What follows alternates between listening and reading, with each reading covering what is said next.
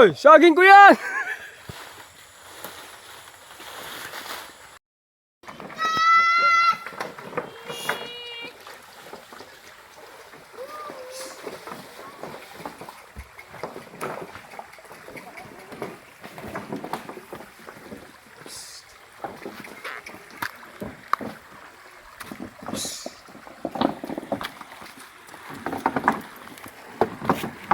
Huwag muna. Ha? Dito.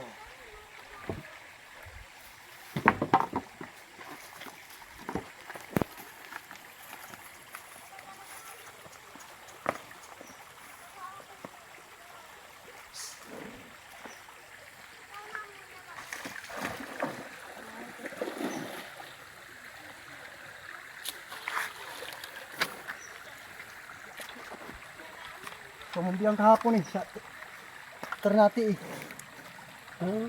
Sa building. Yung mabukas sa Tracy naman. Linggo. Oh, nabuyo.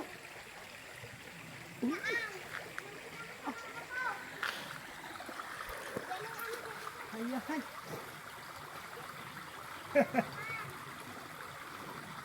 Ay, ay. Lapit ah. Patayin, patayin. Maamoy, hindi ata labuyo. Labuyo yan to? Oh, nabuyo yun. Ba't ang amo? Patayin mo to. Ang langis! Anji! Tapong pa! Nagyanti kami si Bayo. Andoon din. Ewan ko, sa kanya.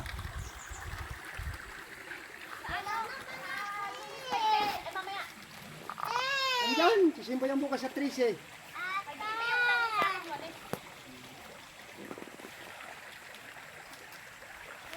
Grabe yung labuyo no. Lapit lang no. Ano yan, kasi lahat yan ng mga manok dito. Ay, kaya pala. Kaya ganyan, hindi mahilap. Hmm.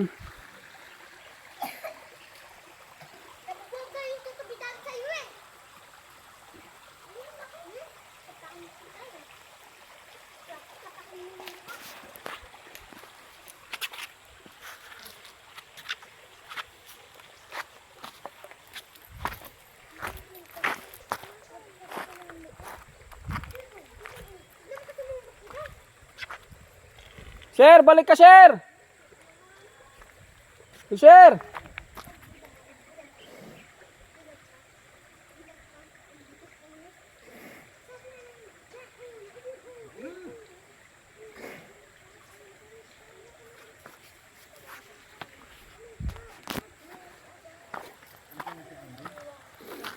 Ano itong mga nyug na to? Pangbenta? Panggatayan ni Irene. Ba't may sibol? Kung panggata? Yung maganda. Ah, Kung ayaw nila, wag. magkano naman, Magatayan ang gusto ko kasi magatayan. magkano naman bili yan? Hindi, wala yan. Libre lang yan? Siyempre, kanya kalabaw eh. Basta kanya kalabaw. Pero dapat babayaran ko yan. Ako nagpakirap yan eh. Hmm.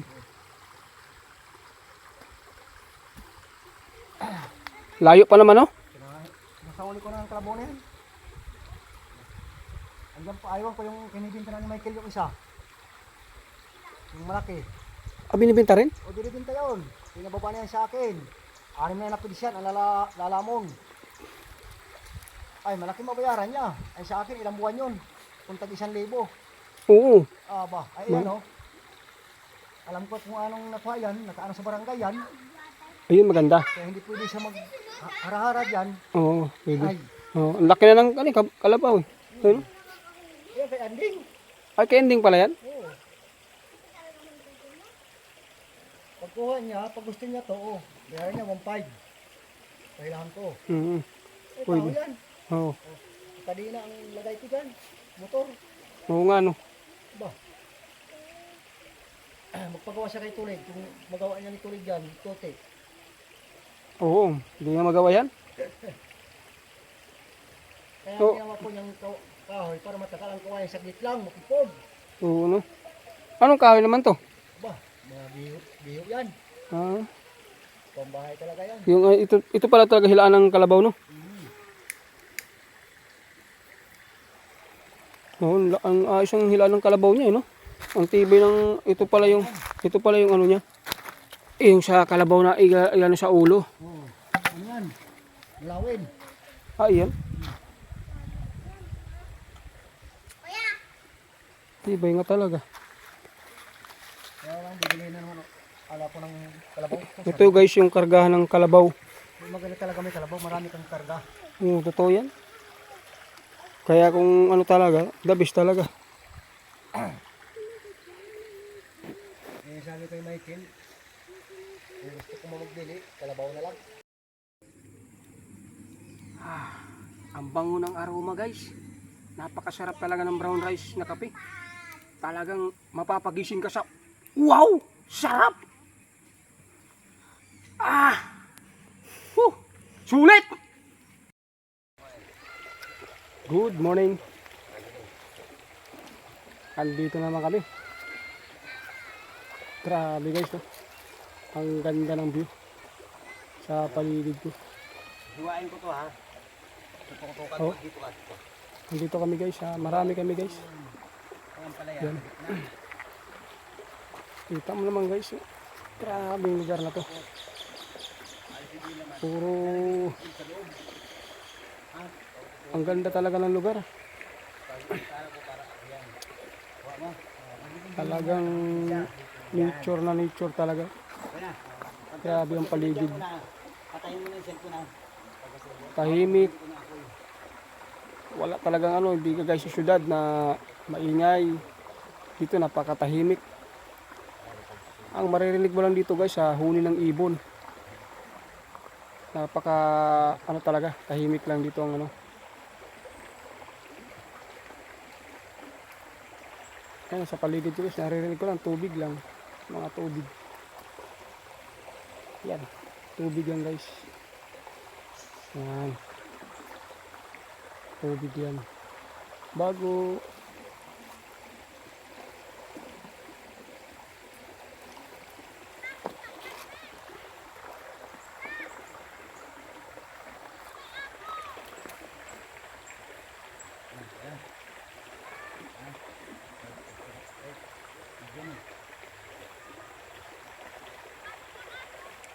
Guys, tingnan nyo to. Yun. Ano ako din guys. Grabe ang ano, lakaran. Lakaran namin. Tingnan nyo to guys, oh. Ito itlog. Layo. Yung ko. Layo ng lakaran namin guys. Buhangin. Tapos, sisindihan natin yan. Yan ang pamamaraan guys. Dudukan. Na wala kang magagamit. Limang kaldero. Ay nga muna.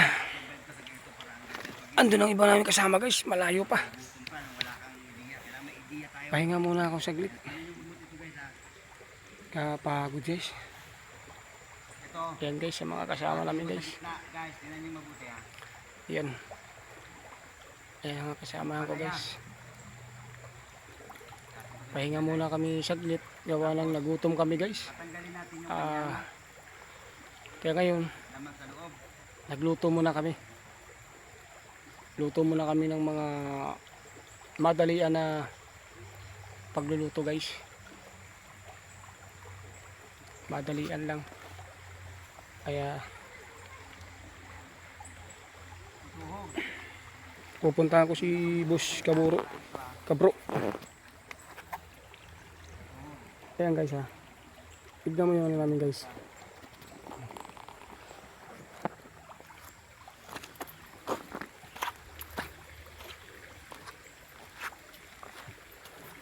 Tuhog ulit guys. Yan. Nakatuhog na siya. Ganyan na ang kalalabasan niya guys. Bibiyakin natin ang itlog. Nagluluto na ang mga kasama guys. Bibiyakin natin ang itlog.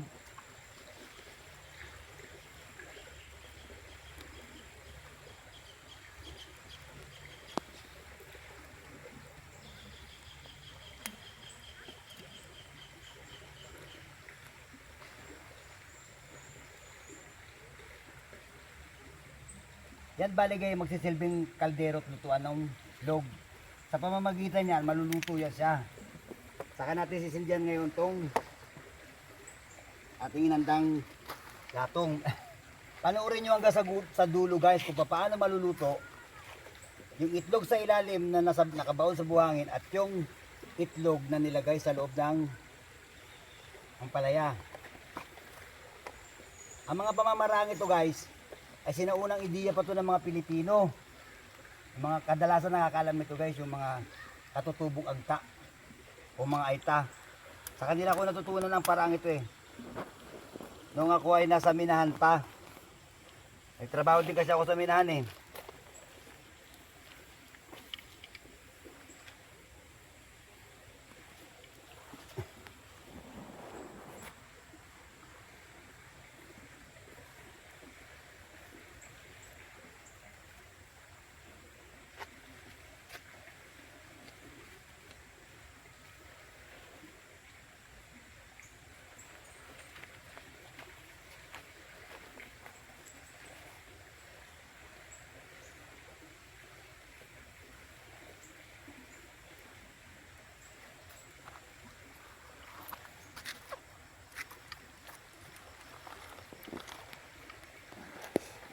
Patay ko na tayo. 2 minutes na.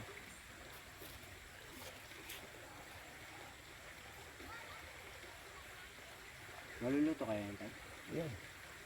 Sobra pa sa luto. Hindi ko pa pala nakakita niyan. Kaya ko yung binablog. Para yung mga kabataan mayroon silang alam. Maraming bata walang alam sa buhay.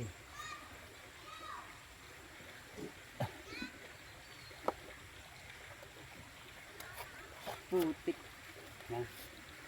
Alin? Nabidyoan ng pagtapon mo. Ang itlog, yan mo lang. At yan, ikagatong natin yun. Ang galat ng itlog.